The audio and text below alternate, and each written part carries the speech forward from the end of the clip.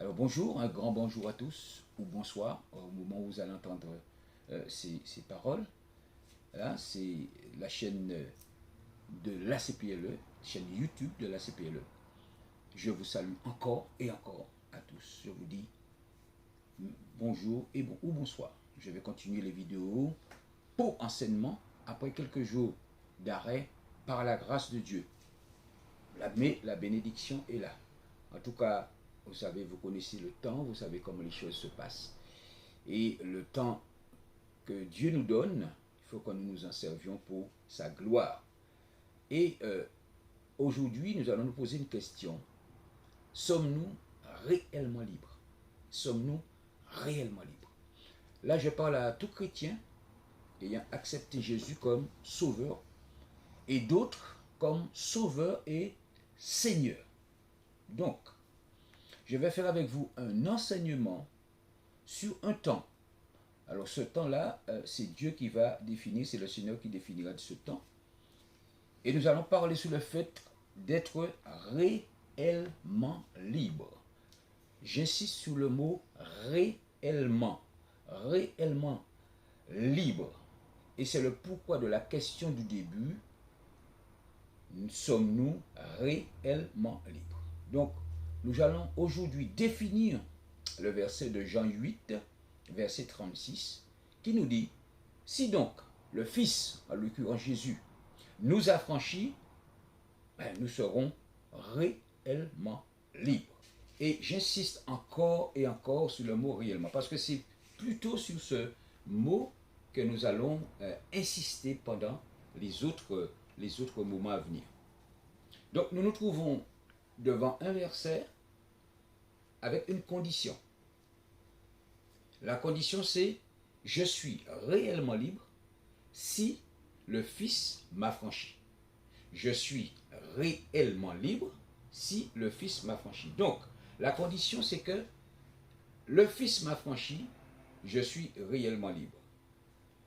Mais je dois reconnaître ce sacrifice, mes amis, son sacrifice Jésus, le sacrifice de Christ à la croix, croire en lui pour faire partie de ces personnes qui soient réellement libres. Le mot affranchi. Alors, la Bible nous dit, si donc le Fils vous affranchit. Le mot affranchi veut dire rendre libre. Quand on affranchit quelqu'un, on rend cette personne libre. On le déclare libre. Il est affranchi. Alors on peut même parler d'un courrier qu'on a affranchi, on a mis dessus un tampon, et cela veut dire tout simplement que le courrier peut circuler. Et là, la Bible nous dit que si, étant chrétien, le Christ t'a franchi, il te rend libre, eh bien tu es, comme je dirais, tu es tamponné, on va dire ça comme ça, et là tu deviens, comme le Christ le veut, libre. Le mot libre veut dire sans entrave, sans lien. Ça veut dire que la personne peut bouger comme elle veut. Ça veut dire que cette personne n'est pas en prison. Et ça, c'est très important. Très, très, très important. Libre, quelqu'un de libre, c'est quelqu'un qui est sans retenue. C'est quelqu'un qui est sans, je vais dire, sans chaîne.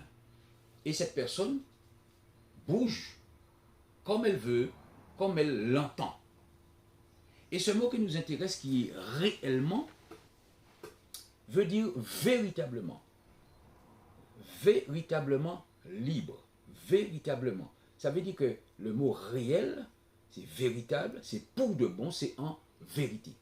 Donc, si le Fils, qui est Jésus, m'a franchi, je suis en vérité sans chaîne, je suis en vérité sans lien, je suis en vérité dehors, pas en prison. Quelle grâce! Nous bénissons Dieu pour cette histoire, parce que ce verset nous fait beaucoup de bien. Ce verset nous fait beaucoup de bien. Alors, il y a des choses que nous allons quand même dire, et je bénis Dieu. Nous allons remarquer que le Christ peut libérer quelqu'un sans que cette personne le soit réellement.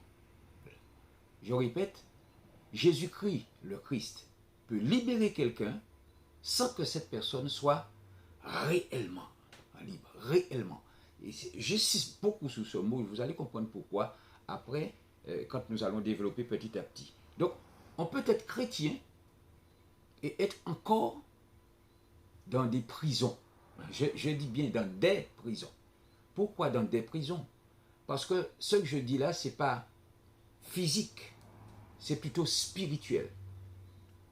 Et dans la vie de quelqu'un, il peut y avoir beaucoup de prisons. C'est-à-dire que cette personne-là peut se trouver en prison dans différents endroits de sa vie, dans différents endroits de sa personne, dans différents endroits de sa spiritualité. Je bénis Dieu pour ça, quelle grâce. Donc, je parle de prison invisible, pas de prison visible. Quelle grâce. Tout cela sera à développer. Nous bénissons Dieu, mes amis. Alors, ce que je veux vous dire, soyez bénis, mais n'oublions pas que la suite sera beaucoup plus intéressante que ce que j'ai ébauché aujourd'hui. J'ai ébauché un petit peu aujourd'hui, mais n'oubliez pas de vous abonner, de rester avec moi pour que vous puissiez suivre le reste. Je bénis Dieu pour ce petit moment que j'ai passé avec vous, juste pour en introduction, pour pouvoir expliquer le reste. Et la deuxième fois, la prochaine fois, je ne peux pas vous donner le nombre de fois qu'on va pouvoir développer, mais comme il y aura différentes choses à expliquer à propos de la prison, à propos d'être réellement libre, vraiment libre, eh bien, comme il y a beaucoup de choses à expliquer, nous allons ensemble développer ce que le Christ a mis dans mon cœur pour nous. En tout cas, mes amis, soyez bénis, et que le Seigneur Tout-Puissant nous bénisse ensemble. Et je dirais, n'oubliez pas encore de vous abonner et que Dieu vous bénisse. Amen, amen et amen. Et que Dieu fasse bien. Alléluia.